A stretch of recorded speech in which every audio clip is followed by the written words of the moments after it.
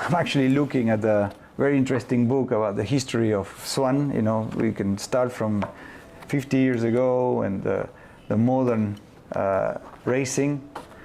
And I personally feel very honored to be part of this history with the Club Swans that have recently been the One Designs and the racing side of the Swan family. You always try to push the yacht design in a new frontier. I think it's embedded or is intrinsic to sailing. Sailing in itself is transformation of energy, you know, free energy of the wind into forward motion. So to see yachts or yacht design any different than efficiency in how one transforms energy is like a contradiction. So within this sort of transformation of energy challenge, one has to keep always an open mind and find new ways to do it. So I believe that that's always been my criteria, my philosophy is to always find better ways to transform energy. Now, sometimes you condition by rules, sometimes you condition by you know, the categories that you want to fit. But at the end of the day, the only fundamental rule that you're playing against is that one of physics, you know, the physics on this planet. There is something particular in your career that opened this view? That's a good question. I think I've always been like that. If I hear about the stories and the tales that my mother tells that I cannot remember when I was a young kid, what transpires is that I've always been this annoying kid that liked to play with stuff. So I believe that there hasn't been a specific moment or a specific situation that triggered it, but I think it's embedded in my personality, in who I am, is to always try to improve myself and improve what I do. Again, always conditioned by the laws of physics. But you like to sail the Star. Yeah. Yes, and that's a big challenge in itself. Yeah, I love the Starboat. Starboat is a fantastic class. And I like it for two reasons. One is the technical side of the class. It requires sailing at a very extreme finesse. I always say that if you're a good start sailor, then you can basically sail in any boat. But also the class, the competitiveness, and the level at which the racing happens in the Star class is so high that it's very challenging in itself. So yeah, it's a class that has ticked all the boxes for me. It's very nice.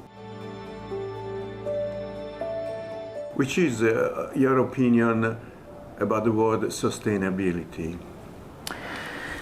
It's a very tricky question, because sustainability changes as a function of where you start the clock. And I think that there's a lot of misinformation and a lot of miscomprehension about sustainability. It's almost like a fashionable word right now.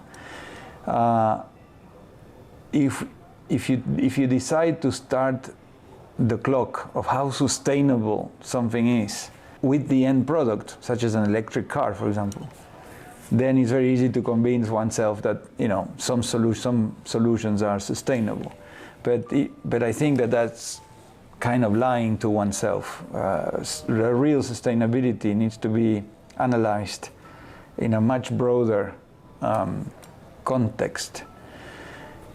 And I think that this is where the notion of Gaia that James Lovelock introduced is key to understand it. I think he very recently left us, passed away, but he's one of the, to me, one of the guys that, the scientists that really understood how this planet works as a symbiosis, as everything is related to everything else.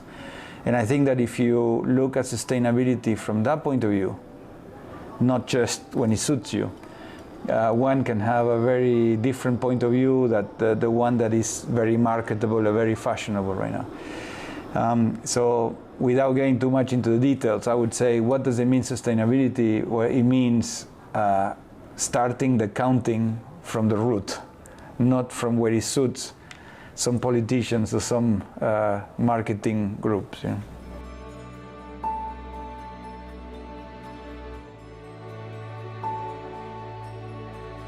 Well, now we pronounce another word, foiling. Mm-hmm. Well, foiling is, in fact, I actually think foiling is very badly used, because it's being used to really mean flying lately.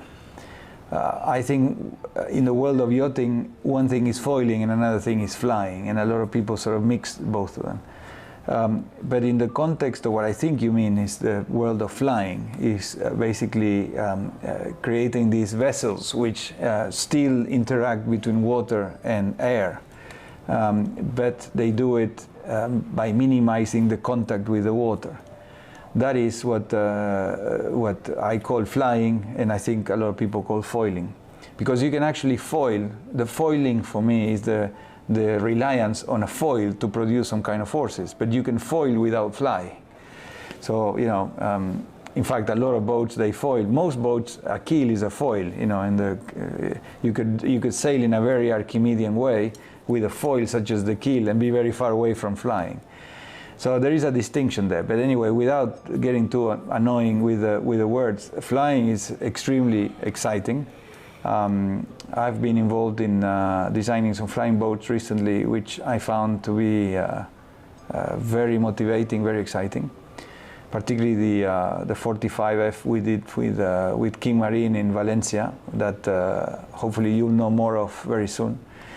And I see that as a super interesting side of yachting.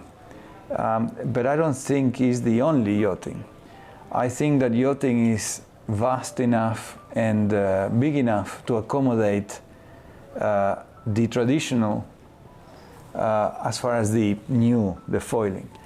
I think that there is very much room for everybody, and I think it's a mistake that it's not so much now, but at the beginning of the foiling, 5, 6, 7 years ago, when foiling became quite a fanciful and fashionable thing, a lot of the people that were promoting it, they were trying to promote it in spite of the traditional and against the tradition. I think that was a mistake. I think that now we're getting to understand that both types of flying, both types of yachting are equally important. And I think that we need to learn how to cohabit with both of them. You know, and I'm sort of in the middle, because I enjoy very much doing these flying sessions, designing and sailing these flying boats. But I also like very much to go in a starboat and do a race with 80 or 90 boats in a start in a very 100-year-old boat like the starboat, which is extremely competitive and pushes the sailing skills of the yachtsmen to the limit. When you look at this book, I can't imagine maybe the same book they will do a few years from now will probably have some of the boats I design, and that fills me with joy and enthusiasm.